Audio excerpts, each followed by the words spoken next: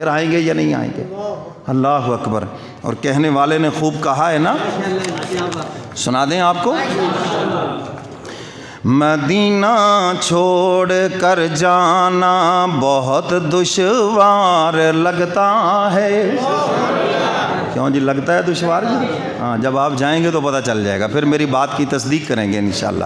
مدینہ چھوڑ کر جانا بہت دشوار لگتا ہے، فراق یار میں اپنا لٹا گھر بار لگتا ہے۔ مدینہ چھوڑ کر جانا بہت دشوار لگتا ہے۔ سب کہہ دو ماشاءاللہ، ساتھ ہی کہہ دو سبحان اللہ۔ اللہ کی عظمت، اس کی پاکی بیان کریں، اور سبحان اللہ کہنے سے جنت میں درخت لگتے ہیں، کون سا گھاٹے کا سودا ہے۔ اور میری کوشش ہوتی ہے کہ ہر جمعے کے بیان میں آپ کا ایک آدھا درخت نہیں، پورا باغ ہی لگ جائے، کہو انشاءاللہ۔ مدینہ چھوڑ کر جانا بہت دشوار لگتا ہے، یہ ایک صحابی کے جذبات ہیں جس کو بیان کیا گیا۔ حضور علیہ الصلوۃ والسلام یمن کا حاکم بنا کر بھیج رہے ہیں، اور وہ عرض کرتے ہیں کملی والے پیغمبر میں آپ سے ہزاروں میل دور جا رہا ہوں، جب آپ کی محبت مجھے تڑپائے گی تو میں کیا کروں؟ میرے محبوب فرماتے ہیں سن، جو مجھ سے دور ہو لیکن اگر وہ میری سنت کے اوپر چلے تو وہ ایسے ہے جیسے میرے قریب ہے، اور فرمایا جو میرے طریقے کے اوپر نہیں چلتا، میری سنت کے اوپر نہیں چلتا، وہ چاہے میرے قریب بھی ہو پھر بھی مجھ سے دور ہے۔ ایک اور صحابی آئے، عرض کیا کملی والے پیغمبر میں جنت میں آپ کا قرب چاہتا ہوں، میں چاہتا ہوں کہ جنت میں مجھے آپ کا پڑوس مل جائے۔ سب کہو آمین۔ ہم بھی چاہتے ہیں جنت میں ہمیں حضور کا پڑوس مل جائے، سب کہو آمین۔ سوال اس صحابی نے کیا اور جواب میرے کملی والے پیغمبر نے پوری امت کے لیے عطا فرما دیا۔ میرے محبوب فرماتے ہیں سن لو، جو جتنا میری سنت کے اوپر چلے گا وہ جنت میں اتنا میرے قریب ہوگا۔ یہ ہے حضور کے قرب کا پیمانہ۔ مدینہ چھوڑ کر جانا بہت دشوار لگتا ہے، فراق یار میں اپنا لٹا گھر بار لگتا ہے۔ مدینہ چھوڑ کر جانا بہت دشوار لگتا ہے، رواں آنکھیں ہوئی ہے مضطرب میری طبیعت ہے۔ شاعر کہتا ہے کہ آنکھیں بھی اس غم میں بہنے لگی اور طبیعت کے اندر بھی بڑی بے چینی ہے۔ رواں آنکھیں ہوئی ہیں مضطرب میری طبیعت ہے، جدائی کے علم سے دل، جدائی کے علم سے دل بھی زیر بار لگتا ہے۔ دل کے اوپر بھی جدائی کا غم ہے، بار ہے، ایک بوجھ ہے، جدائی کے علم سے دل بھی زیر بار لگتا ہے۔ مدینہ چھوڑ کر جانا بہت دشوار لگتا ہے، فراق یار میں اپنا لٹا گھر بار لگتا ہے۔ مدینہ چھوڑ کر جانا بہت دشوار لگتا ہے، مدینہ کے لیے یادیں دلوں میں جا رہے ہیں ہم۔ کیوں جی سب مدینہ کی یادیں لے کے آتے ہیں، یہ نہیں آتے ہیں؟ جو بھی حج کر کے آئے، عمرہ کر کے آئے، کبھی مدینے کی کوئی بات کرے گا، کبھی مدینے کے بازار کی بات کرے گا، کبھی مدینے کی گلیوں کی بات کرے گا، کبھی مکہ کی بات کرے گا، کبھی طواف کی بات کرے گا۔ یہ ساری یادیں دل میں بسا کے حاجی آتے ہیں یا نہیں آتے؟ شاعر اسی کا ترجمہ کر رہا ہے، مدینے کی لیے یادیں دلوں میں جا رہے ہیں ہم، شرارہ عشق کا سینوں، شرارہ عشق کا سینوں میں شعلہ بار لگتا ہے۔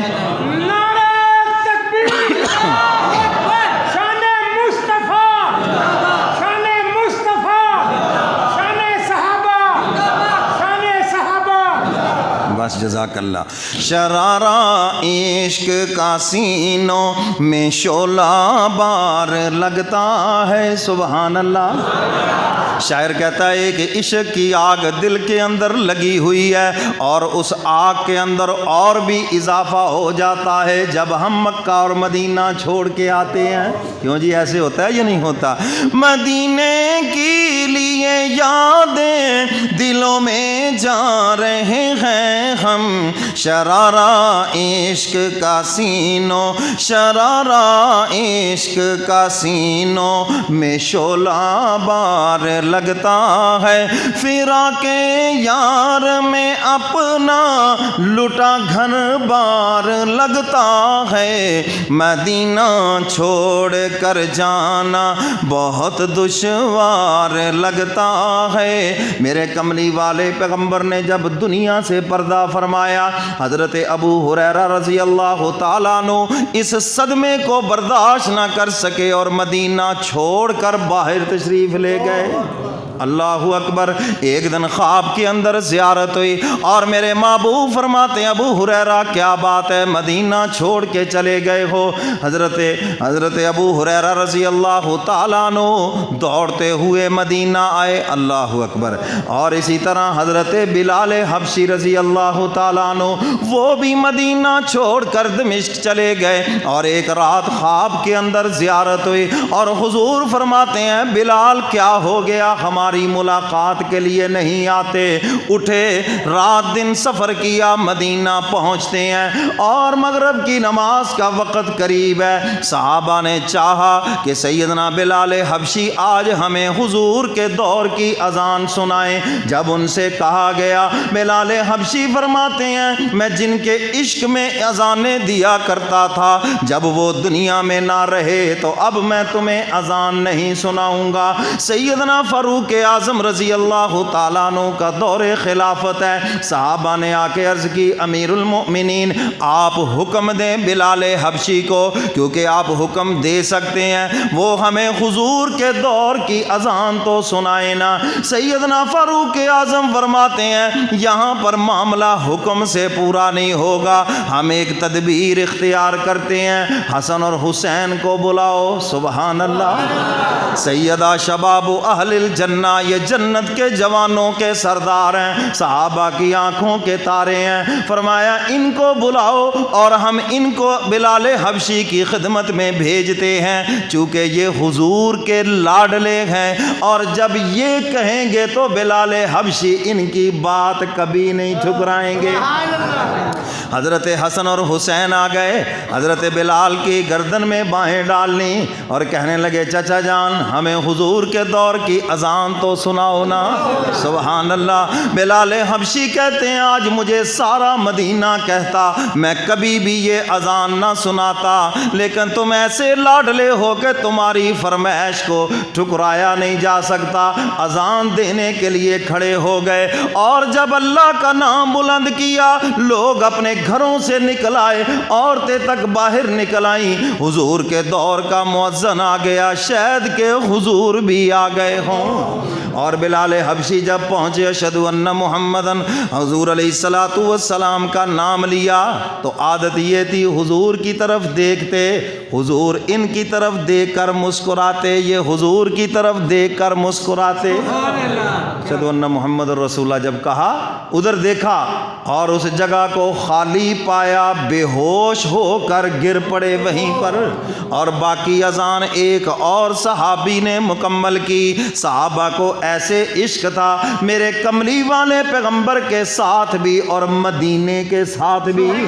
عثمان غنی رضی اللہ تعالیٰ عنہ سے جب کہا گیا ہم فوجیں لے کے آتے ہیں، سیدنا امیر معاویہ فرماتے ہیں آپ ہمیں حکم دیں، میں فوجیں لے کے آتا ہوں، ان باغیوں کا مقابلہ کرتا ہوں۔ سیدنا عثمان غنی فرماتے ہیں مجھے بھی پتا ہے یہ چند لوگ شرپسند عناصر ہیں، ان کا بھی کلا کما کیا جا سکتا ہے، مگر امیر معاویہ یہ بات سن لو، عثمان جان دے سکتا ہے مگر محبوب کے شہر کی گلیوں کو کبھی بھی خون ریز نہیں کر سکتا۔ مجھے اپنی جان دینا گوارا ہے مگر مدینے کی گلیوں کو کبھی بھی خون ریز نہیں کر سکتا۔ اور پھر دنیا نے دیکھا عثمان غنی رضی اللہ تعالیٰ عنہ نے جام شہادت تو نوش کر لیا لیکن مدینہ کی گلیوں کے اندر خون نہیں بہایا۔ اتنا احترام ہے مدینے کا اور اتنی محبت ہے مدینے سے بھی اور مدینے والے سے بھی۔ سب کہہ دو سبحان اللہ۔ اس لیے حضور سے بھی محبت، حضور کے شہر سے بھی محبت، اور اللہ کے نبی نے ہمیں حکمن فرمایا ہے عربوں کی برائی نہ کرنا، اگر ان سے تمہیں کوئی تکلیف پہنچے صبر کرنا، کیونکہ میں خود عربوں سے ہوں، یہ میرا خاندان ہے، ان کی برائی نہ کرنا۔ یہ ہمیں حکم دیا گیا ہے اگر کوئی تکلیف پہنچے تو کیا کرنا ہے؟ صبر کرنا۔ کیا کرنا ہے بھائی؟ ہاں انسان ہے نا۔ اور حج کے موقع پر تو خاص طور پر فرمایا فلا رفث ولا فسوق ولا جدال فی الحج، فرمایا حج کے موقع پر تکلیف پہنچے گالی نہ دینا، لڑائی نہ کرنا، بے صبری نہ کرنا، جی ہمیں حکم دیا گیا ہے ولا جدال فی الحج، لڑائی جھگڑا نہ کرنا حج کے اندر۔ تو حاجی صاحب ماشاءاللہ میں حرام نہ بنیا ہوتا نا تو تینوں میں 10 دن دا پھرے تھے، کیوں جی؟ ہاں تو میرے محترم سامعین ہمیں حکم دیا گیا ہے برائی نہ کرنا۔ میرے محترم سامعین تکلیفیں پیش آتی ہیں سفر کے، اور بعض دفعہ تکلیف دی جاتی ہے، سمجھ آئی نا بات؟ ہمارے صبر کو آزمانے کے لیے کہ یہ صبر کرتے ہیں، اپنے نبی کا حکم مانتے ہیں، رب کا حکم مانتے ہیں، یا پھر اپنے یہ جو اندر کا نفس ہے اسی کی بات مانتے ہیں۔ غصہ آ گیا گالیاں نکال دی کھڑے ہو کر، یہ تو پھر آپ نے اپنے نفس کی بات مانی ہے، اللہ اس کے رسول کی بات نہیں مانی۔ سمجھ آئی ہے بات کہ نہیں؟ یہاں آ کے برائیاں کر رہے ہیں معلم اچھا نہیں تھا جی، وہ ایسے تھا جی، وہ ایسے تھا جی۔ بھئی یہ تکلیفیں کبھی کبھی پہنچائی جاتی ہیں آپ کے صبر کے امتحان کے لیے۔ ہم وہاں بیٹھے ہوئے تھے تو ایک صاحب آ گئے، کہنے لگے جی میں طواف کر رہا تھا تو مجھے دھکا لگا، میرا جناب وہ گھٹنا زمین کے اوپر لگا، وہ ایسے لنگڑا کے چل رہے تھے، تو کہنے جی بڑی تکلیف پہنچی، میں تو اللہ کے گھر کا طواف کر رہا تھا، ہیں جی۔ میں نے کہا ایک مثال سے بات سمجھاتا ہوں، دھوبی جب کپڑے دھوتا ہے اور جہاں ذرا گہرا داغ لگا ہوا ہو تو وہ ذرا رگڑا لگاتا ہے یا نہیں؟ بولو بھائی، لگاتا ہے رگڑا یا نہیں؟ ہیں جی آپ بھی کہتے ہیں جی چوری صاحب یہ 2-4 داغ لگے ہوئے ہیں، ذرا اچھا سا کیمیکل لگانا، دیکھنا کلر خراب نہ ہو، داغ اتر جائے، کہتے ہیں یا نہیں کہتے؟ تو میں نے کہا ذرا داغ بڑے لگے ہوئے تو تھوڑا سا رگڑا لگا ہے اور کچھ نہیں ہوا، تھوڑا سا رگڑا لگا ہے، سمجھ آئیے بات کہ نہیں؟ تو اس لیے ہم نے یہاں جو گناہ کیے تو اللہ نے وہ تھوڑا سا رگڑا لگا کے جب سارے ہی معاف کر دیے، جب بتا دیا کہ تم میرے گھر میں آئے ہو اب مجھے ناراض نہیں پاؤ گے، مہربان پاؤ گے اپنے، اور فرمایا کہ دنیا میں تم کسی کے گھر چلے جاؤ تو وہ کہتے جی آپ آ گئے اب میں آپ کو کیا کہوں، تو فرمایا میں تو سب سے زیادہ شرم رکھتا ہوں جو میرے دربار میں آتا ہے میں بھی اس کو معاف کر دیتا ہوں۔ کہہ دو سبحان اللہ، اور ساتھ ہی کہہ دو ماشاءاللہ۔ باب عمرہ کے اوپر آپ دیکھیں نا جی، خانہ کعبہ کے غلاف کے اوپر یہ آیت لکھی ہوئی ہے، جب بھی جاتا ہوں میں اس کو غور سے دیکھتا ہوں۔ فرمایا وَمَن يَعْمَلْ سُوءًا أَوْ يَظْلِمْ نَفْسَهُ ثُمَّ يَسْتَغْفِرِ اللَّهَ يَجِدِ اللَّهَ غَفُورًا رَحِيمًا۔ حق تعالیٰ فرماتے ہیں اپنے گھر بار چھوڑ کر میرے گھر میں آئے ہو، ثم یجد اللہ، اب مجھے روٹھا ہوا نہیں پاؤ گے، مہربان پاؤ گے، اب مجھے ناراض نہیں پاؤ گے، مہربان پاؤ گے اپنے اوپر، میرے گھر کے اندر آئے ہو، میرے مہمان ہو اب تم، ثم یجد اللہ غفور الرحیم، اب پاؤ گے اپنے پروردگار کو غفور الرحیم پاؤ گے۔ میرے محترم سامعین، خیر بات دور نکل گئی تو میں آپ کو یہ شعر سنا دوں کہ بس یہیں چھوڑ دیں؟ ہے ذوق ہے آپ کا تو کہہ دیں سبحان اللہ، ساتھ ہی کہہ دیں ماشاء اللہ۔ مدینہ چھوڑ کر جانا بہت دشوار لگتا ہے۔ کیوں جی لگتا ہے یا نہیں لگتا؟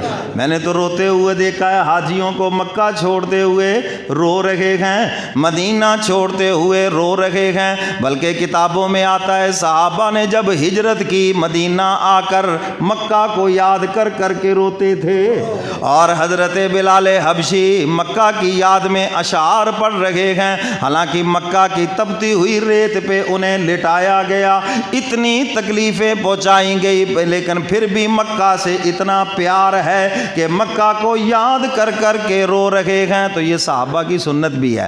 مدینہ چھوڑ کر جانا بہت دشوار لگتا ہے، فراق یار میں اپنا لٹا گھر بار لگتا ہے، مدینہ چھوڑ کر جانا بہت دشوار لگتا ہے، یہ فرقت کی گھڑی مشکل تری ہے جان لیوا ہے۔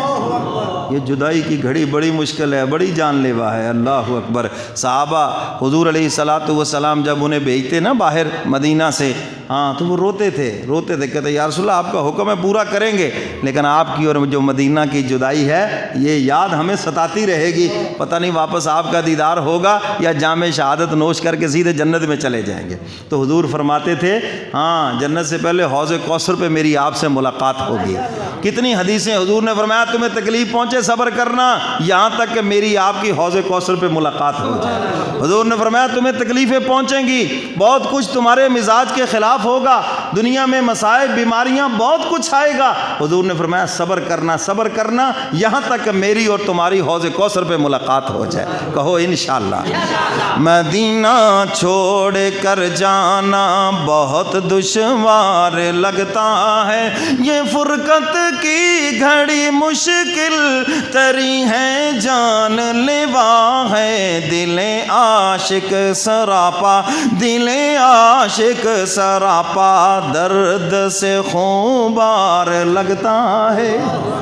عاشق کا دل خون کے آنسو رو رہا ہے، دل عاشق سراپا درد سے خون بار لگتا ہے، دل عاشق سراپا درد سے خون بار لگتا ہے، فراق یار میں اپنا لٹا گھر بار لگتا ہے، مدینہ چھوڑ کر جانا بہت دشوار لگتا ہے، بہلتی ہے طبیعت نعت جب میں گنگناتا ہوں۔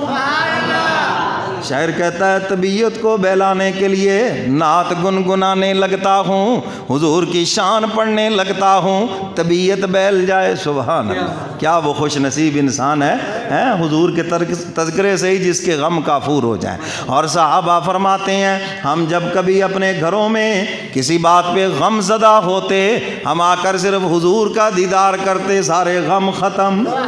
اللہ نے محبوب کا چہرہ ہی ایسا بنایا ہے جو حضور کو محبت کی نظر سے دیکھتا تھا، سارے غم ختم ہو جاتے تھے۔ کہہ دو سبحان اللہ۔ بہلتی ہے طبیعت نعت جب میں گنگناتا ہوں، شفا پاتا تصور سے، شفا پاتا تصور سے، دل بیمار لگتا ہے۔